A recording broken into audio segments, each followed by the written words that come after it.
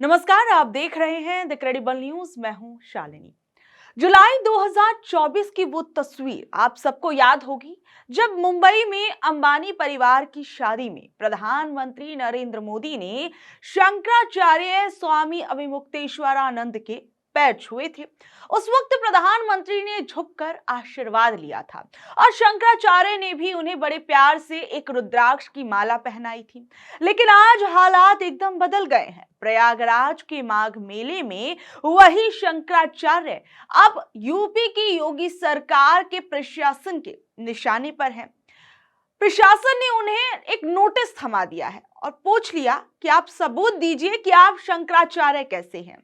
ये देखकर हैरानी होती है कि जिस गुरु के सामने देश के प्रधानमंत्री सिर झुकाते हैं, आज सरकारी अफसर उन्हीं की पहचान पर सवाल उठा रहे हैं। इस बात से शंकराचार्य भी काफी नाराज है और उन्होंने साफ कह दिया है कि अगर प्रशासन ने अपना नोटिस वापस नहीं लिया तो वो मानहानि का केस कर देंगे। और उन्होंने रात के 10 बजे अपने 8 पन्नों का जवाब भी भिजवाया है और साफ किया कि सुप्रीम कोर्ट ने उन्हें पद से हटने का कोई आदेश नहीं दिया है। विवाद तब और बढ़ गया जब द्वारका पीठ के शंकराचार्य ने भी प्रशासन की निंदा की है और कहा कि संतों को गंगा स्नान से रोकना गौ हत्या जैसा पाप है। और उन्होंने ये भी कहा कि पुलिस ने वहां ब्राह्मणों के साथ बदसलूकी की है। सोचिए, एक तरफ प्रधानमंत्री पैर छूकर सम्मान देते हैं शंकराचार्य को, तो दूसरी तरफ यूपी के अंदर योगी जी का प्रशासन उन्हीं शंकराचार्य को नोटिस भेज देता है और उनके शंकराचार्य होने पर सवाल करता है। अब इस पूरे मामले पर कई बयानबाजियां जो हैं वो सामने आ रही हैं और मैं आपको बता दूं, अखिलेश यादव ने कहा कि बीजेपी सनातन परंपरा को तोड़ रही है। और इस दौरान मीडिया से बातचीत करते हुए अखिलेश यादव क्या कुछ बोले, जरा सुनिए। देखिए, शंकराचार्य जी और जितने भी हमारे साधु संत हैं, ये हमारी शोभा हैं।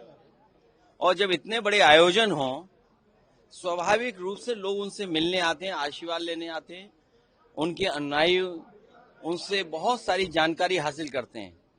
यही सनातन धर्म की परंपरा है। और अगर परंपरा कोई तोड़ रहा है तो वो भारतीय जनता पार्टी है। भारतीय जनता पार्टी को ऐसा व्यवहार अपने अधिकारियों के माध्यम से नहीं करना चाहिए था। भारतीय जनता पार्टी ने जानबूझ करके संतों को, साधु संतों को और तमाम लोगों को जानबूझ करके अपमानित किया है।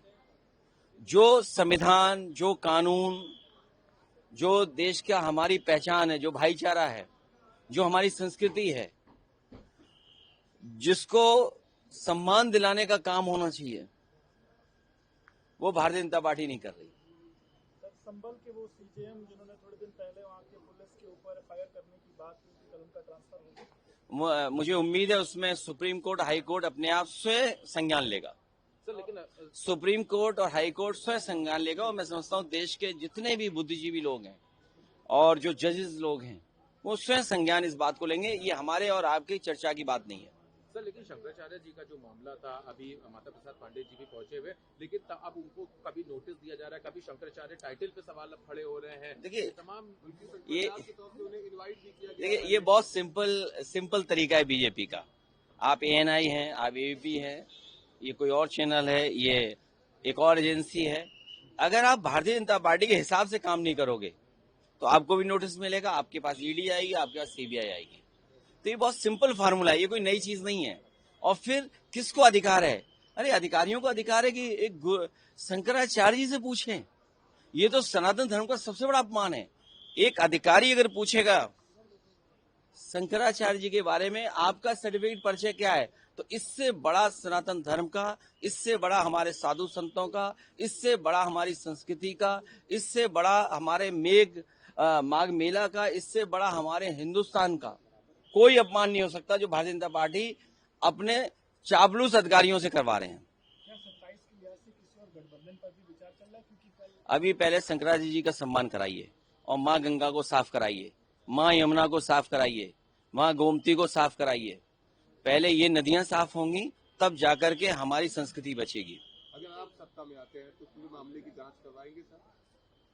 नहीं, हम किसी की जांच नहीं करेंगे। हम लोग जनता की सेवा करेंगे और शंकराचार्य और साधु संतों से हम लोग आशीर्वाद लेकर के जनता की सेवा करेंगे। और कई साधु ऐसे हैं सरकार के हिसाब से चलते हैं। आपसे बेहतर कोई नहीं समझेगा। अपने आर्काइव की वीडियो निकालिए, देखिए। ये सरकार के हिसाब से चलते हैं, वो असली नहीं होते हैं। वो जो सरकारों से टकराते हैं वो सच्चे साधु संत। अब जहां एक तरफ स्वामी अविमुक्तेश्वरानंद को लेकर पूरा बवाल मचा हुआ है और तमाम तरह की राजनीतिक बयानबाजियां सामने आ रही हैं, साधु संतों की तरफ से भी कई बयान जो हैं वो सामने आ रहे हैं। एक बार देखिए कि कौन क्या कुछ कह रहा है।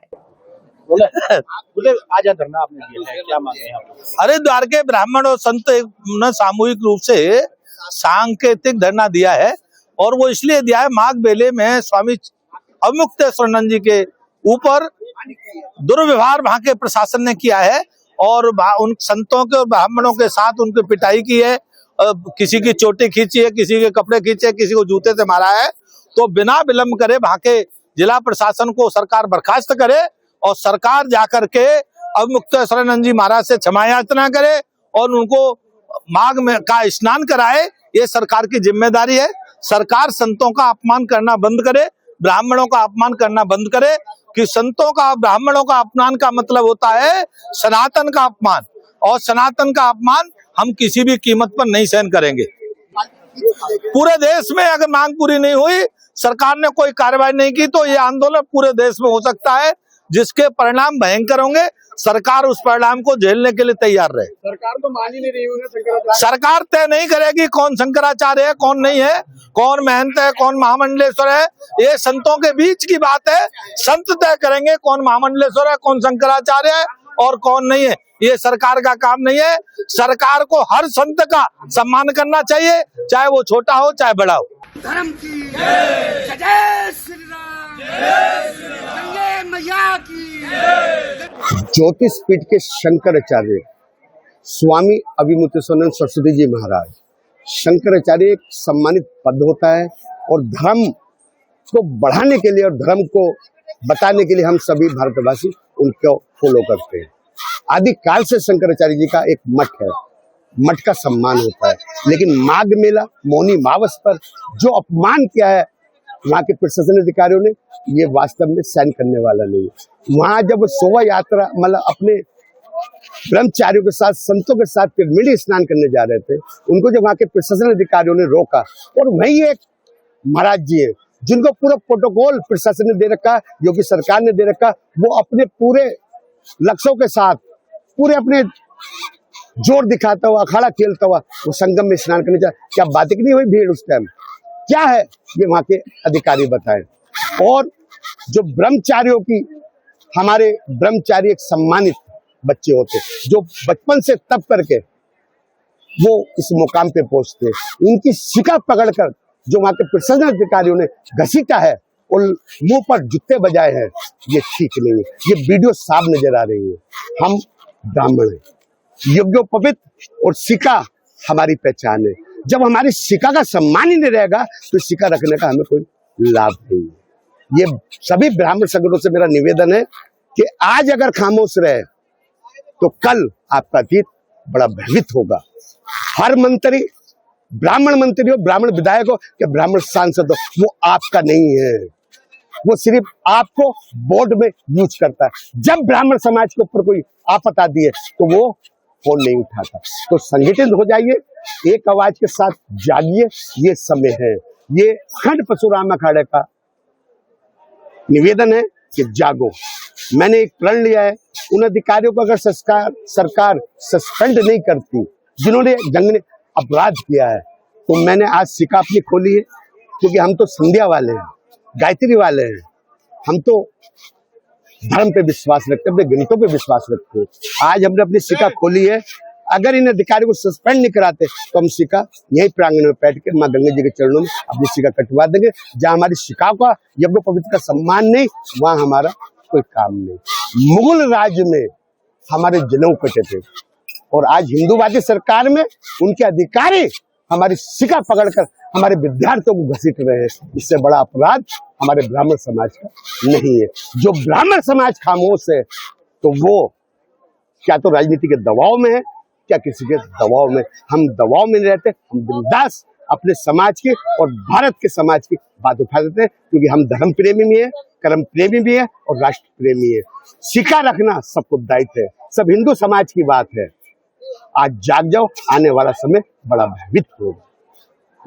ये सांकेतिक धरना है संतों और ब्राह्मणों को लेकर के, और ये धरना इसलिए है कि 2 दिन पूर्व जो प्रयागराज में जो घटना हुई है उसको लेकर के हम लोग बैठे हुए थे, और वो आदि शंकराचार्य स्वामी अभिमुक्तेश्वरानंद जी के साथ जो व्यवहार हुआ है, जो उनका अपमान हुआ है, जो उनकी पालकी को तोड़ा गया, उनका छत्र चमर को गिराया गया, साथ ही उनके भट्ट ब्रह्मचारी और सन्यासियों को लेकर के जनेऊ और शिखा के साथ घसीटा गया, ये जघन्य अपराध है वहाँ के प्रशासन का।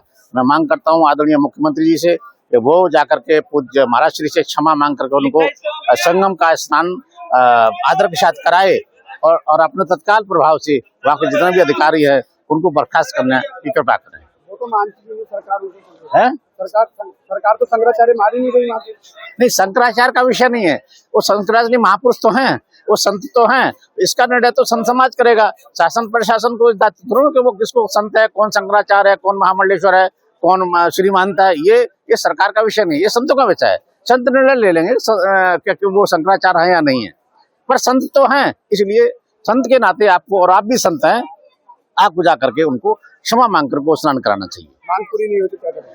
तो संत समाज, हम सब बैठेंगे, पूरा संत समाज बैठ करके इसका एक बड़ा आंदोलन का रूप भी हो सकता है, जिसका खामियाजा पूरी सरकार को, प्रशासन को भुगतना पड़ सकता है। नाम बताइए। योगी सत्यव्रतानंद सरस्वती, अध्यक्ष भारत साधु समाज उत्तराखंड। तो बहरहाल अब जिस तरीके से जो तस्वीरें इस वक्त सामने आ रही हैं और शंकराचार्य को दिए गए नोटिस को लेकर आप लोग क्या कुछ कह रहे हैं, नीचे दिए कमेंट बॉक्स में जरूर बताइएगा। और ऐसी अपडेट से जुड़े रहने के लिए देखते रहिए द क्रेडिबल न्यूज। मैं हूं शालिनी, धन्यवाद।